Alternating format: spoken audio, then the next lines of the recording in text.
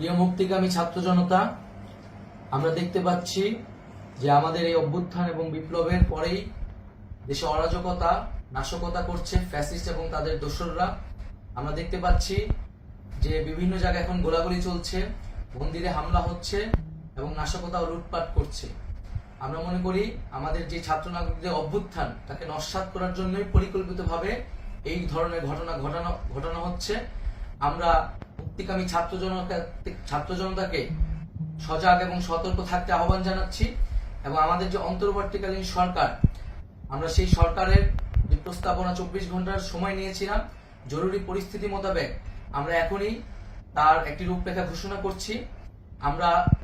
আমরা সিদ্ধান্ত নিয়েছি যে সর্বজন গ্রহণযোগ্য আন্তর্জাতিক খ্যাতিসম্পন্ন নোবেল পুরস্কার বিজয়ী ডক্টর মোহাম্মদ ইউনূসকে প্রধান উপদেষ্টা করে অন্তর্বর্তীকালীন সরকার গঠন করা হবে এবং ডক্টর মোহাম্মদ ইউনূসের সাথেও আমাদের কথা হয়েছে।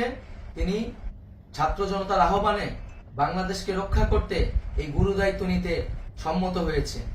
আমরা সকালের মধ্যেই আমরা এই সরকার গঠনের প্রক্রিয়া দেখতে চাই।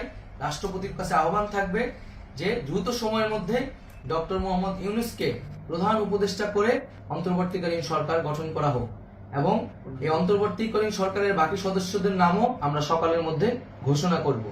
প্রিয় বন্ধুগণ, দেশে যে অরাজকতা চলছে, মানুষের জীবনের নিরাপত্তাহীনতা চলছে, সেজন্য আমরা রাষ্ট্রপতির কাছে আহ্বান জানাচ্ছি দেশে আইন শৃঙ্খলা পরিবেশ ফিরিয়ে আনার জন্য দ্রুত সময়ের মধ্যে কার্যকর ব্যবস্থা নিতে হবে এবং আইন শৃঙ্খলা বাহিনীকে সহযোগিতা করার জন্য মুক্তিকামী ছাত্র জনতাও রাজপথে থাকবে এবং অন্তর্বর্তীকালীন সরকার গঠন না হওয়া পর্যন্ত মুক্তিকামী ছাত্র জনতাকে রাজপথে থেকে তাদের যে অভ্যুত্থান, সেই অভ্যুত্থানকে রক্ষা করতে হবে। প্রিয় বন্ধুগণ, আমরা রক্ত দিয়েছি, শহীদ হয়েছি। আমাদের যে প্রতিশ্রুতি একটি নতুন বাংলাদেশ গঠন করার জন্য, সেটিকে আমাদের অবশ্যই বাস্তবায়ন করতে হবে এবং অবশ্যই ছাত্র জনতার প্রস্তাবিত সরকার বাদে কোনো ধরনের সরকার কিন্তু মেনে নেওয়া হবে না।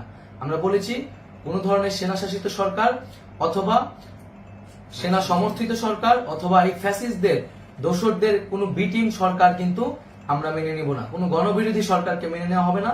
ছাত্র জনতার অভ্যুত্থানকারী যে প্রস্তাবিত সরকার, অন্তর্বর্তীকালীন সরকার, যেটা আমরা সিদ্ধান্ত উপনীত হয়েছি ডক্টর মোহাম্মদ ইউনূসকে প্রধান উপদেষ্টা করে এই সরকার গঠন করা হবে, সেই সরকারকেই বাস্তবায়ন করতে হবে অবিলম্বে। আগামীকাল সকাল থেকে সকলকে আহ্বান জানাচ্ছি রাজপথে থাকার জন্য এবং আমাদের যে সাম্প্রদায়িক সম্প্রীতি এবং রাষ্ট্রীয় সম্পদ রক্ষা কমিটির ঘোষণা হয়েছে বৈষম্যবিরোধী ছাত্র আন্দোলনের নেতৃত্বে, সকল পাড়ায় পাড়ায় এলাকায় এলাকায় সেই কমিটি পাহারায় থাকবে। আমাদের সংখ্যালঘু কমিউনিটিকে আমাদের রক্ষা করতে হবে, রাষ্ট্রীয় সম্পদ এবং এই দেশকে রক্ষা করতে হবে আমাদের।